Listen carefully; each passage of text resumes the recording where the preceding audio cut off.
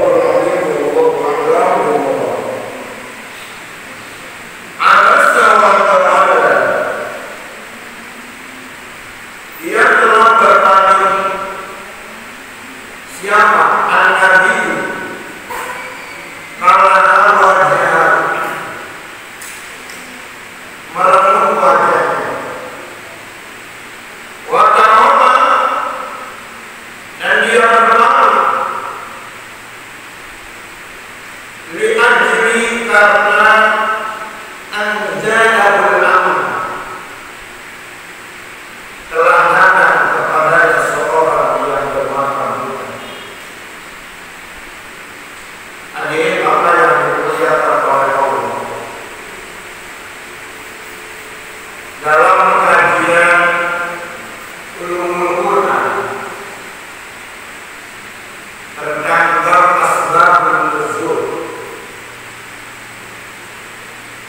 itu di dalam Al-Quran itu ada ayat-ayat yang disebut ayat-ayat sahabi, ada juga yang disebut dengan ayat-ayat ibtida'i. Apa yang dimaksud dengan ayat-ayat sahabi? Ayat yang diturunkan oleh Allah kepada Rasulullah SAW itu ada sebabnya, ada peristiwa yang melatar belakangi kenapa ayat itu turun. Itu yang disebut dengan ayat sahabi, sahabiah. Ada sebabnya, ada peristiwa yang melatar belakangi. Yang kedua ada ayat-ayat ibtida'i, ayat yang diturunkan oleh Allah kepada Rasul begitu saja tanpa ada sebab. Makanya Rasulullah SAW ketika ditanya, ya Rasulullah, ya Rasul, gimana sih caranya wahyu itu datang kepadamu? Rasul menjawab, ahyanan wahyu mendatangi itu seperti berbunyi lonceng, tapi dia melontar kemana? Ahyu bunyi lonceng berangkat dalam dunia terberat. Terkadang wahyu itu datang kepadaku, kata Nabi. Malaikat yang menampakkan dirinya seorang laki-laki kemudian bercakap-cakap dengan diri itu dan menghafalnya. Ini bermacam-macam yang menjawab kepada Rasul. Nah, Bapak Ibu yang dimuliakan oleh Allah, ayat ini surat An-Nisa ini termasuk dalam kategori ayat sahabi.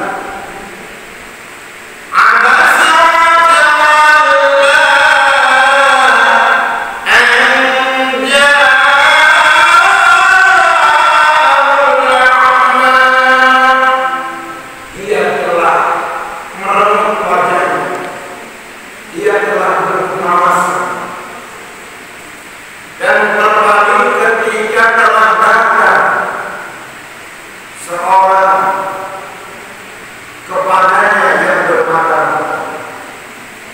Siapa Pak? Abdullah bin Ummi Maktum, namanya sahabat Abdullah bin Ummi Maktum. Faqata'ahu annahu mas'ulun bihi bima yad'i Islam. Faqata'ahu, seorang yang bermata buta binatang kepada Rasulullah memotong pembicaraan Rasulullah. Wa huwa mas'ulun bihi, dan Rasul itu sedang sibuk dengan siapa menghadapi orang yang tokoh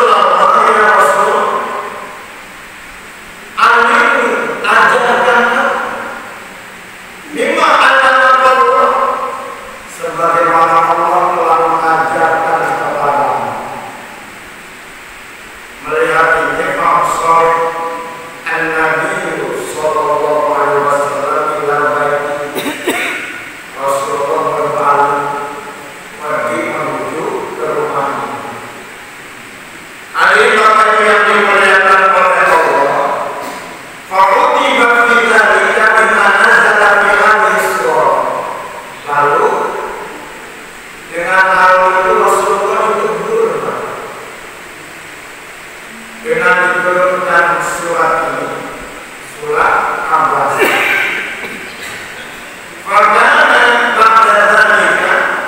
Maka Rasulullah Shallallahu Alaihi Wasallam setelah kejadian tersebut,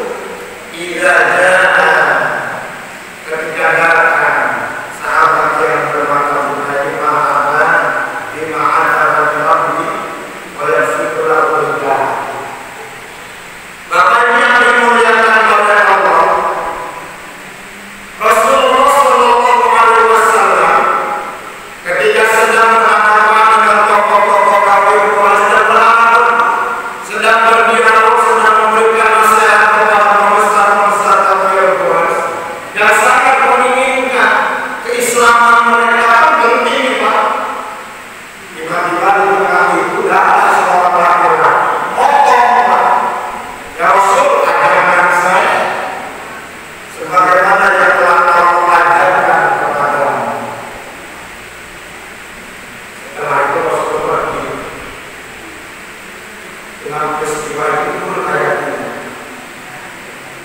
Bapak Ibu yang dimuliakan oleh Allah, Rasulullah itu menurut Bapak Ibu wajar ketika ibu makan telepon, yang mana di teleponnya itu dengan orang yang penting, ngomongin masalah proyek, serius ngomong sama pimpinan Bapak. Gimana nih proyek? Apa tembus gak? Nah, ngomong begitu serius-seriusnya apa? Anak Bapak ngomong, Pak, jadi Bapak bilang, kira-kira Bapak itu ada yang begitu? Ada kita, Pak. Tapi karena yang melakukan ini pokok, yang melakukan orang lain, makhluk yang mulia, dia kita pantas. Makanya Rasulullah itu sebenarnya Rasulullah SAW, Rasulullah ini mengharapkan kepada orang-orang itu agar masuk Islam. Tapi melakukan hal itu ya gak pantas saja. Makanya ada sebuah kajian Asanatul Mabros Sayyidinatul Mabros. Kebaikan-kebaikan abad itu adalah cacatnya bagi orang korobin. Kalau sebilang yang abad dengan korobin itu tinggal di korobin. Abad orang-orang baik, korobin orang-orang yang dekat berhubungan. Kebaikan-kebaikan orang-orang abad itu adalah keburukan bagi orang-orang menurut kita. Apa yang dilakukan Rasulullah wajar-wajar, tapi karena tingkatan ekonomi ya gak pantas saja. Bapak Ibu makan di warteg boleh apa enggak? Bapak makan di warteg boleh apa enggak?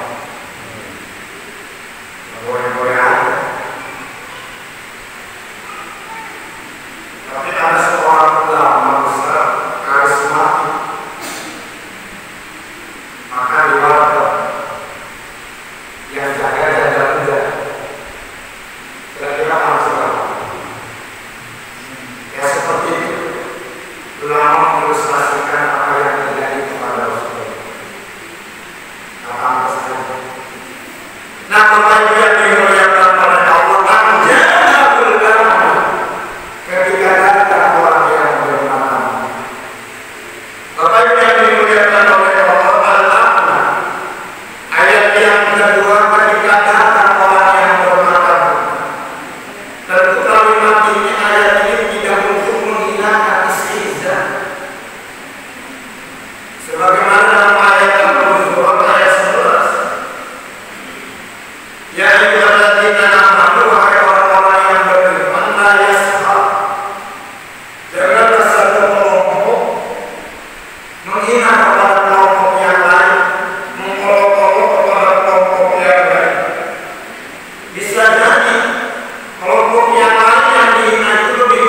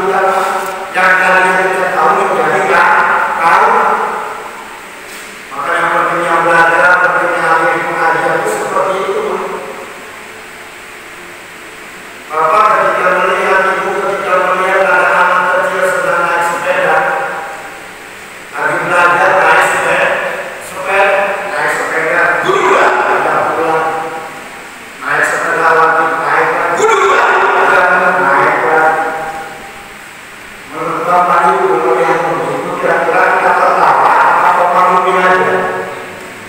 Maklumin aja kalau lagi belajar.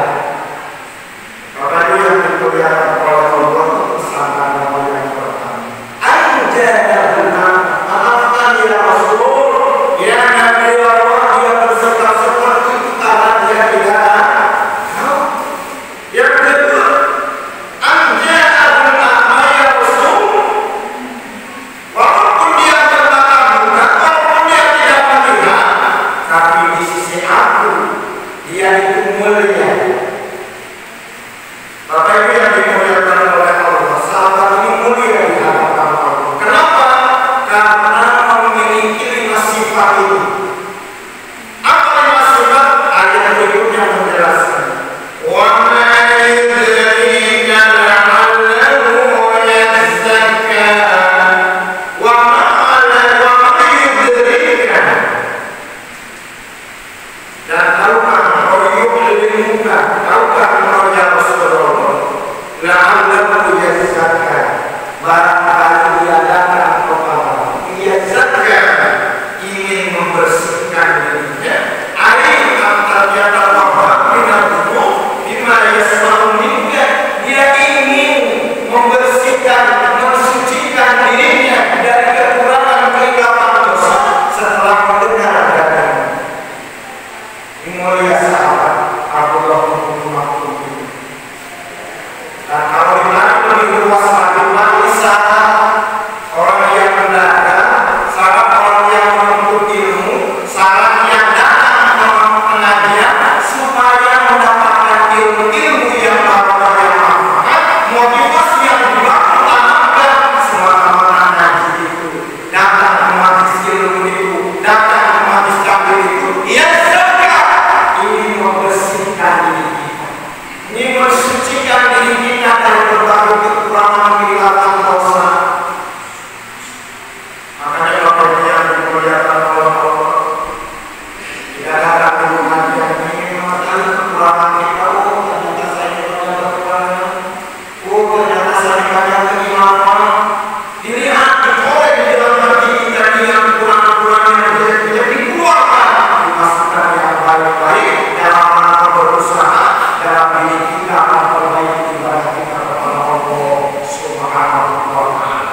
Jadi informasi-informasi yang kita dapatkan di dalam majelis ilmu dari kisah-kisah dari menggali ilmu yang disampaikan, dari berbagai macam referensi kitab yang disampaikan, motivasi yang baru yang pertama adalah ini membersihkan diri kita, mensucikan diri kita. Bagaimana memperbaiki ibadah kita kepada Allah? Sholat subuh kita berjamaah, ada syarat dan rukunnya, kapan dimulai, kapan selesainya. Ibadah puasa begitu, kapan mulai, kapan selesainya. Ada syarat rukunnya, kita harus tahu. Begitu juga haji, ada syarat, ada rukunnya, kapan mulai, kapan selesai.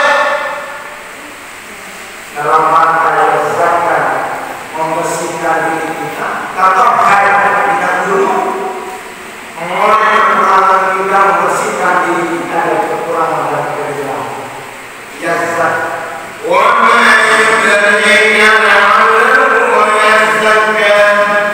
Yang kedua, al-yazakka fatanfa'u dzikra. Atau dia ingin mendapatkan pelajaran, fatanfa'u dzikra, lalu pelajaran itu bermanfaat. Al-ibad masmu'ah minhu, nasihat yang didengarkan dari itu bermanfaat. Ini syarat yang kedua, karakteristik mulianya sahabat Abdullah bin Mas'ud. Yang pertama yazakka, yang kedua yazakka, ingin mendapatkan pelajaran. Sehingga dengan mendapatkan pelajaran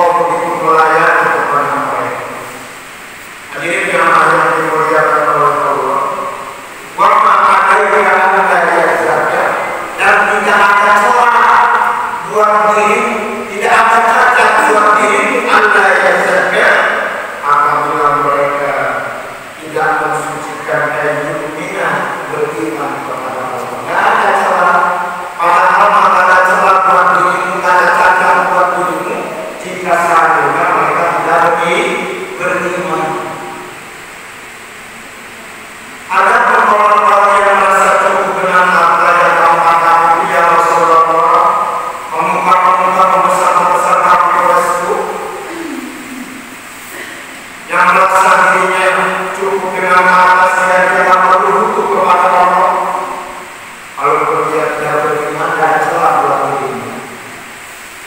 Kita tugasnya menyampaikan kita menanyakan sesungguhnya Tuhan yang akan memberikan peringatan, menjaga stabilitas keimanan, hanya menyampaikan, memberikan peringatan, memberikan nasihat. Bapak Ibu yang dimuliakan oleh Allah, tugas kita berkata kata-kata sudah dari Allah Subhanahu wa Ta'ala. Bagaimana begitu berusaha Rasulullah Sallallahu Alaihi Wasallam kepada paman Rasul yang bernama Abu Thalib ketika menjelang detik-detik terakhir di hadapan Rasulullah Sallallahu Alaihi Wasallam kepada paman Rasul, ucapkan kalimat la ilaha illallah. Agar dengan kalimat ini aku bisa dilakukan di hadapan Allah Subhanahu wa Ta'ala. Apa yang terjadi? Amanah Rasulullah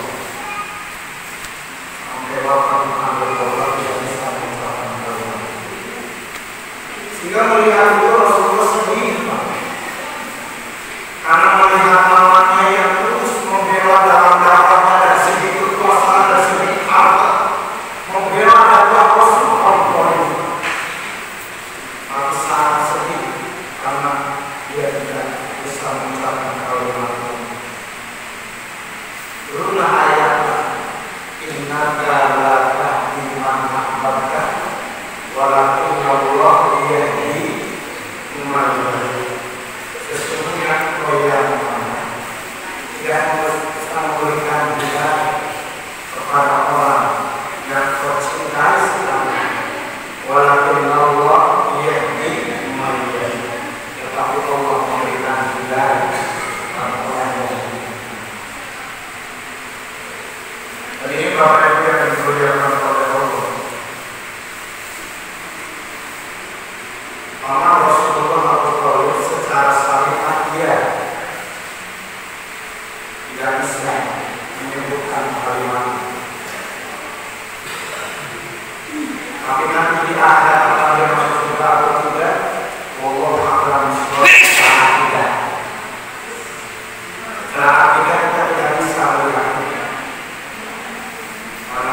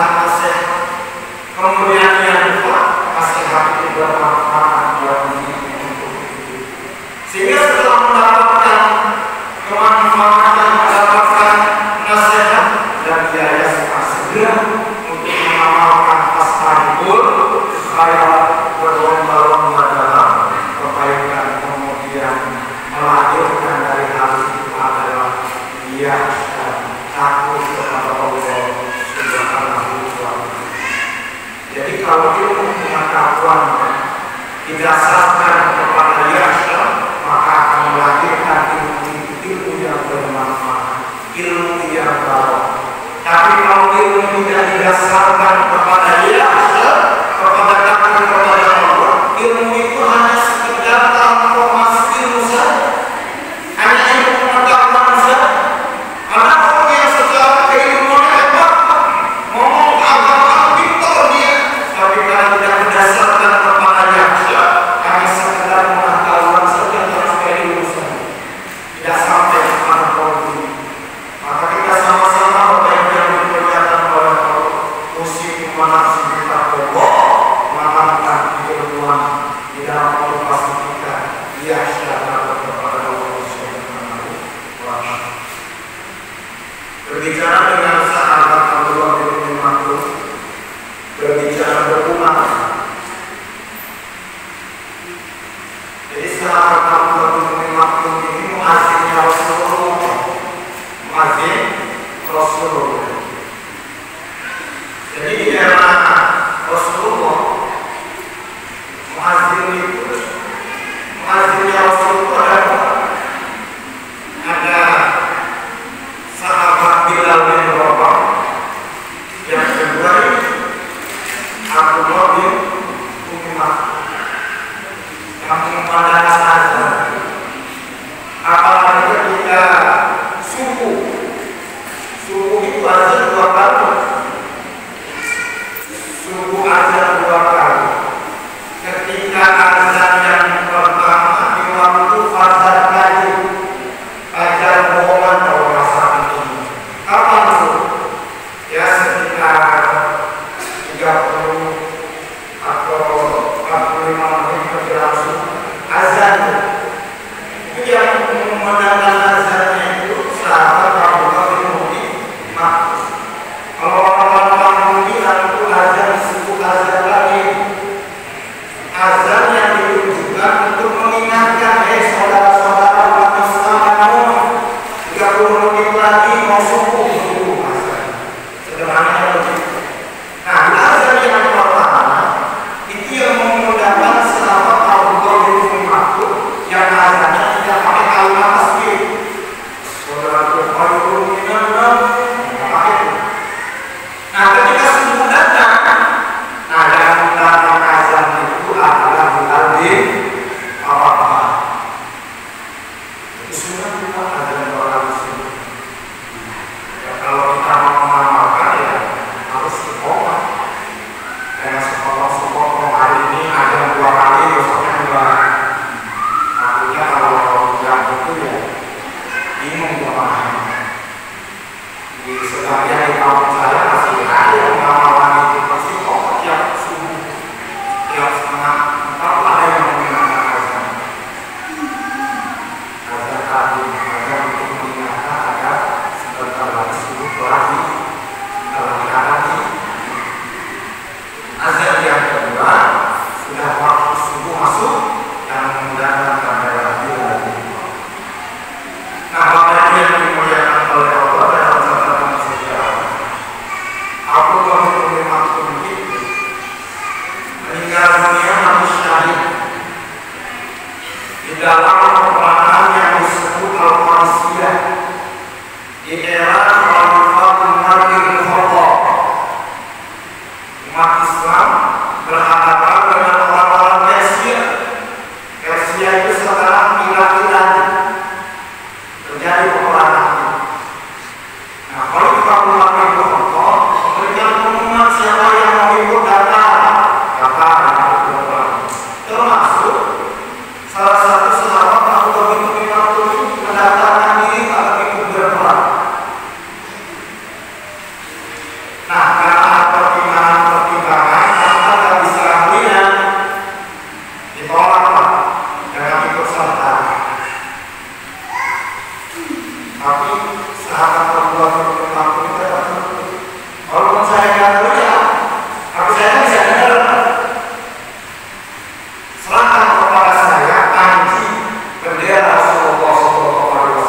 Jadi ketika terjadi peperangan itu kan, yang membawa bendera panji Rasulullah itu adalah sahabat Abdullah bin Mas'ud.